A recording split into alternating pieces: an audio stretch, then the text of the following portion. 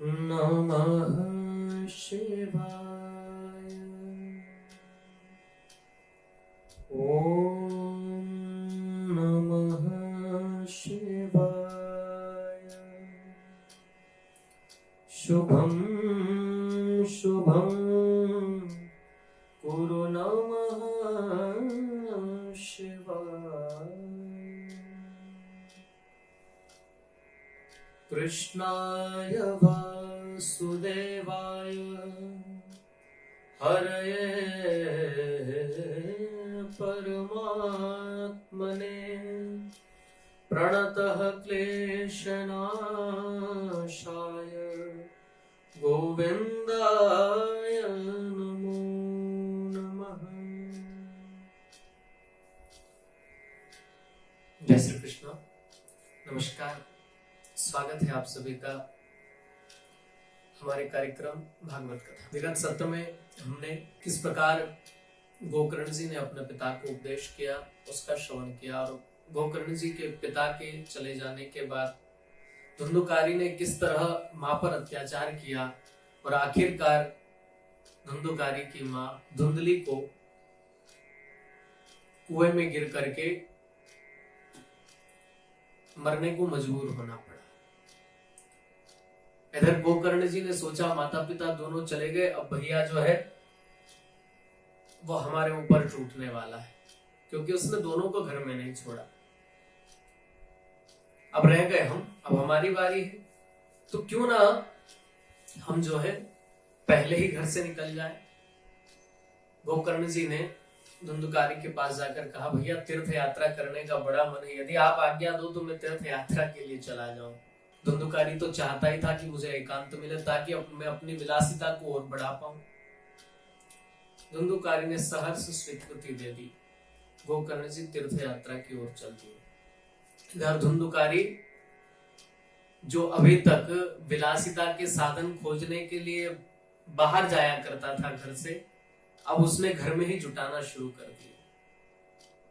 5-5 वेश्याओं को लेकर के आया, अपने घर में रख लिया। अब जितना कुछ था वो तो खिला चुका। अब जब घर में कुछ नहीं बचा उनको खिलाने के लिए, वेश्याओं को गणिकाओं को क्या चाहिए, उन्हें तो धन चाहिए। जब उन्हें देने के लिए कुछ बचा नहीं घर में, तो चोरी करने लगा। एक बार चोरी करते करते उसने राजा के यहाँ चोरी कर ली। राजा के यहाँ चोरी करके जब रात्रि में आया, खूब माल लेकर के, खूब धन लेकर के आया। 5 वेश्याओं ने मिलकर के विचार किया कि अभी तक तो ये छोटी मोटी चोरी किया करता था, परंतु आज इसने राजा के यहाँ चोरी की है, और राजा के यहाँ जो चोरी करेगा तो एक न एक दिन तो पकड़ा जाएगा ही। ये तो मरेगा ही मरेगा, साथ में हमको भी ले डूबेगा। इसको तो राजा के कारागृह में बंद होना ही है। ये हमें भी या तो देश निकाला दिलवाएगा या हमें भी कारागृह की सजा भुगतवाएगा। तो क्यों ना इसी को खत्म कर दिया जाए। पहले तो उसको खूब मदिरा पिलाई, इतनी मदिरा पिलाई कि उसे अपनी सुध ही न रही। फिर उसको खटिया पर बांध दिया, और बांधने के बाद उसका गला दबाने की कोशिश की। जब भी नहीं मरा, हट्टा कट्टा उसका शरीर था, मरा नहीं। तो उन्होंने क्या किया, जलते हुए अंगारे चूल्हे से लेकर के आई और उसके मुंह में डाल दी। इस तरह उसका प्राणांत हो गया। देखिए, पिछले ही सत्र में मैंने चर्चा की थी कि धुंधुकारी ने अपनी मां धुंधली को जलती हुई लकड़ी दिखाई थी। कहा था कि यदि तू मुझे नहीं बताएगी धन कहां रखा हुआ है, तो मैं इसी जलती हुई लकड़ी से तुझे मारूंगा। ये तो नहीं मार पाया, परंतु मां को प्रताड़ना देने का फल उसको तुरंत भुगतना पड़ा। अगले ही क्षण उसे भुगतना पड़ गया। जो मां पर जलती हुई लकड़ी लेकर उसको मारने के लिए उद्यत हुआ था, कह रहा था तुझे मैं जलती हुई लकड़ी से मारूंगा, उसे मारने के लिए दौड़ा था। ये तो केवल दौड़ा था, परंतु देखिए फल भगवान कितनी जल्दी देते हैं आपके बुरे कर्मों का, कि वो तो केवल मारने दौड़ा था लकड़ी लेकर। यहाँ तो ऐसे भगवान ने कहा तुझे ज्यादा ही शौक है अंगारों से खेलने का, ले तेरे मुंह में ही ठूस देता हूं। वो किसी के भी माध्यम से वहां तक पहुंचे हो, किसी के भी माध्यम से वो उसके मुंह में गए हो, परंतु उसके कर्म का फल उसको तुरंत मिला। बंधुओं, इसलिए हमेशा याद रखिए, जो असहाय है उस पर कभी अत्याचार मत करिए, और माता पिता पर तो कभी नहीं। जिन्होंने जन्म दिया साहब, इस संसार में लेकर के आए, उनके अनगिनत उपकार इस देह पर है, इस जीवन पर है, और उन्हें यदि आप कष्ट पहुंचाएंगे, वो तो माता पिता हैं, क्षमा कर देंगे। शास्त्र कहता है, कुपुत्रो जायेत क्वचित भी कुमाता न भवति। पुत्र कुपुत्र हो सकता है, परंतु माता कभी कुमाता नहीं होती। और वास्तविक बात तो ये है कि हमने जन्म लेते से दिया क्या है माँ बाप को।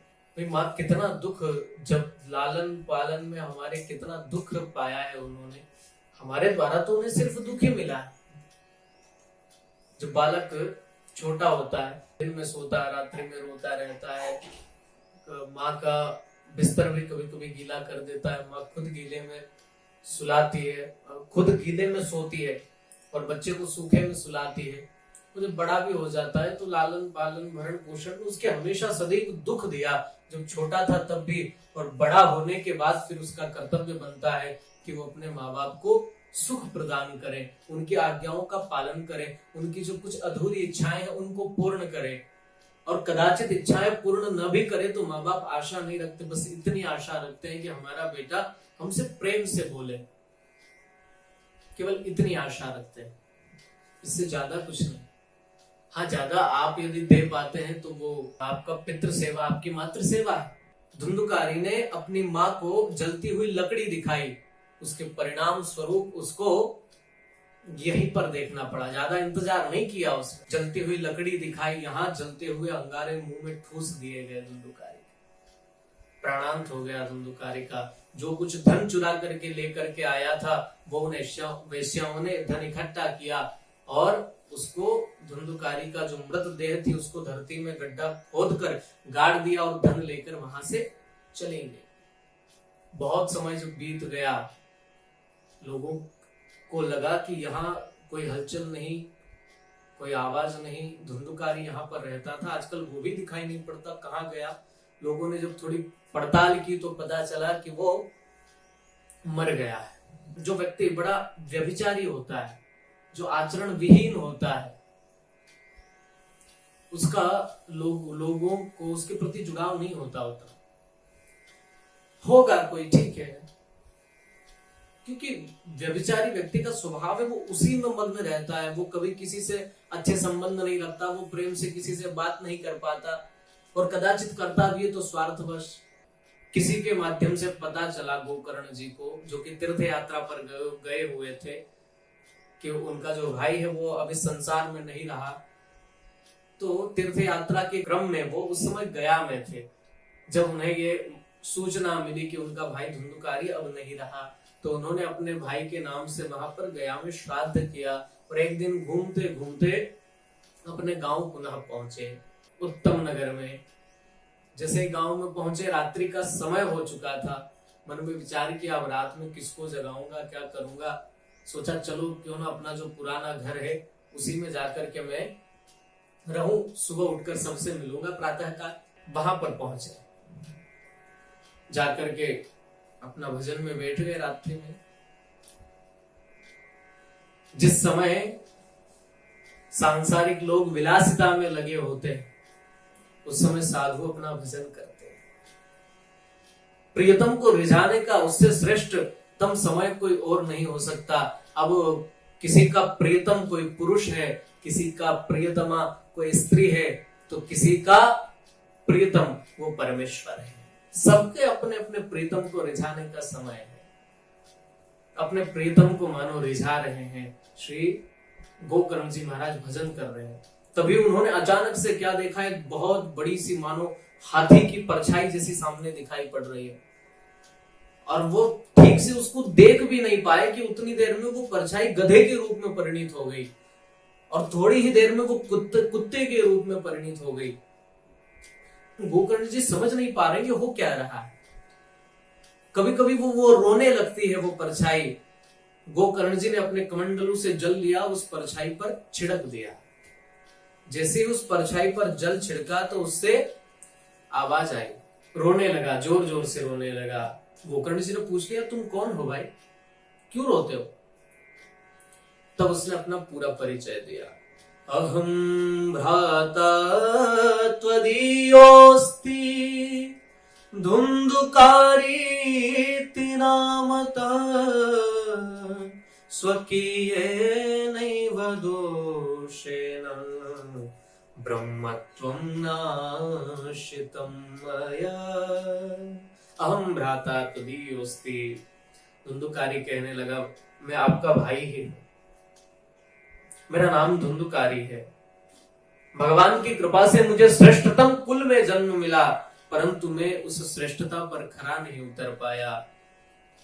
अपने कुल को मैंने कलंकित कर दिया। मेरा जो नाश हुआ है वो मेरे कर्म के कारण ही हुआ है। मेरा ब्रह्मत्व नष्ट हो गया। ब्राह्मण होने के बाद भी मैंने कुकर्म किए, ब्राह्मण होने के बाद भी अपने धर्म से मैं विमुख हो गया और मेरा ब्रह्मत्व नष्ट हो गया। ब्रह्मत्व नाशितम मया। और इसके कारण मुझे आज ये दिन देखना पड़ा। मैं अपने किए पर बहुत शर्मिंदा हूं भैया, कृपया मेरी मुक्ति का कोई उपाय आप करिए। गोकर्ण जी कहते हैं, अरे तुम धुंधुकारी हो? मुझे जब पता चला कि तुम अब इस संसार में नहीं रहे, उस समय मैं गया में था, मैंने गया में पिंडदान किया, तुम्हारे नाम से तुम्हें तो मुक्त हो जाना चाहिए था। धुंधुकारी कहता है, भैया गया श्राद्धम सतेनापि मुक्तिर्मे न भविष्यति। धुंधुकारी कहता, भैया मेरे कर्म इतने ज्यादा जो है खराब रहे हैं, इतने ज्यादा घोर पाप मैंने किए हैं कि गया श्राद्धम सतेनापि। आप एक श्राद्ध की क्या बात करते हैं, आप 100 श्राद्ध भी गया में कर देंगे तो मेरे पाप नहीं धुल पाएंगे।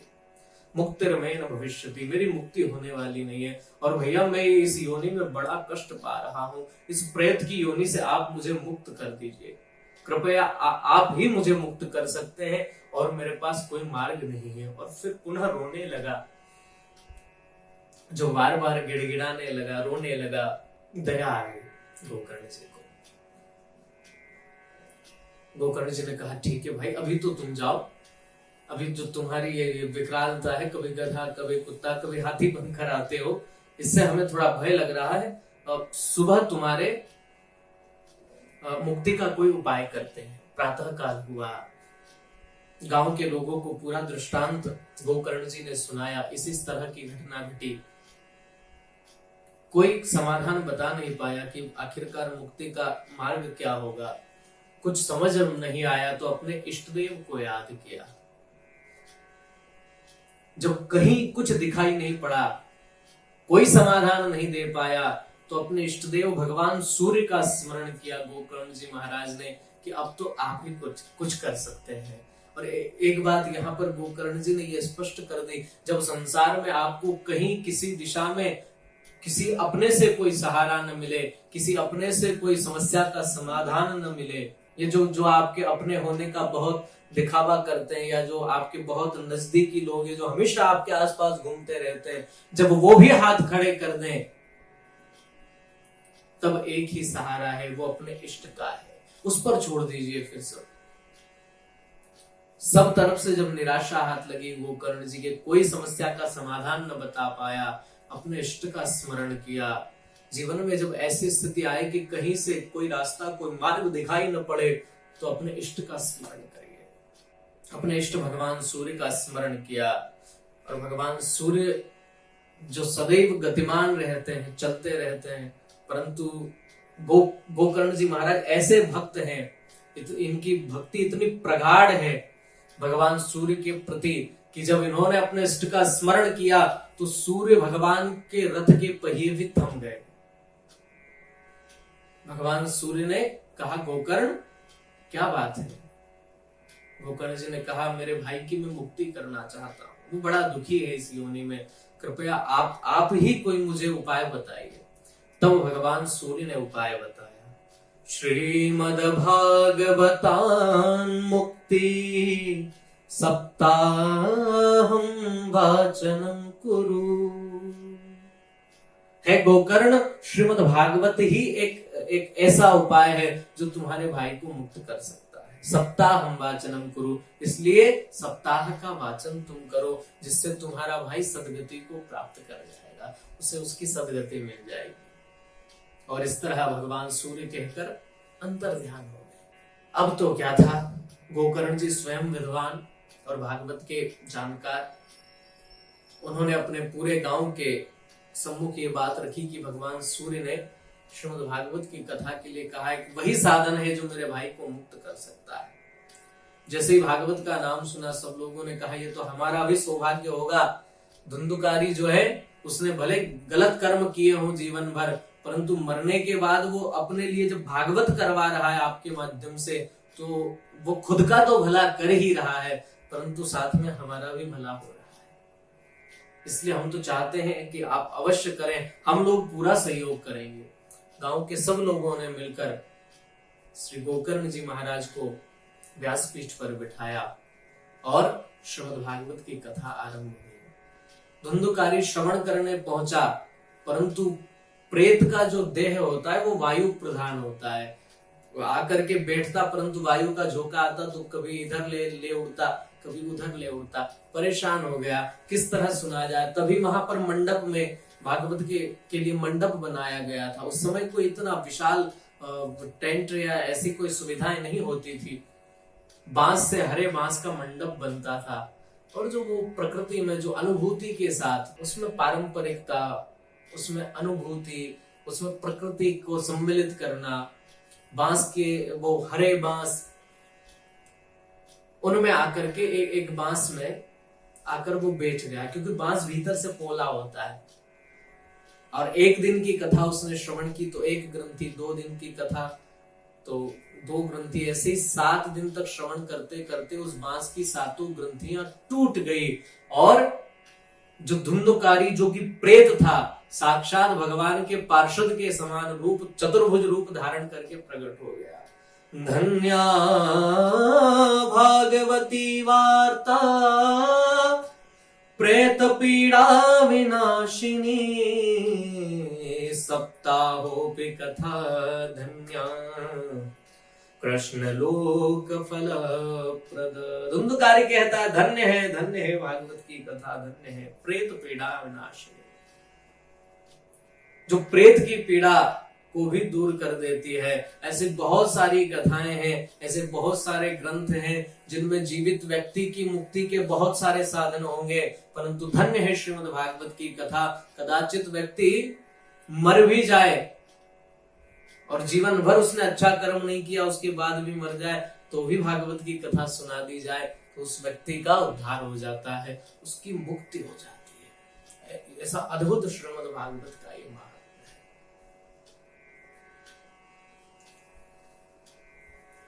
ऐसी अद्भुत कथा पर श्रवण कर रहे हैं, और गोकर्ण जी महाराज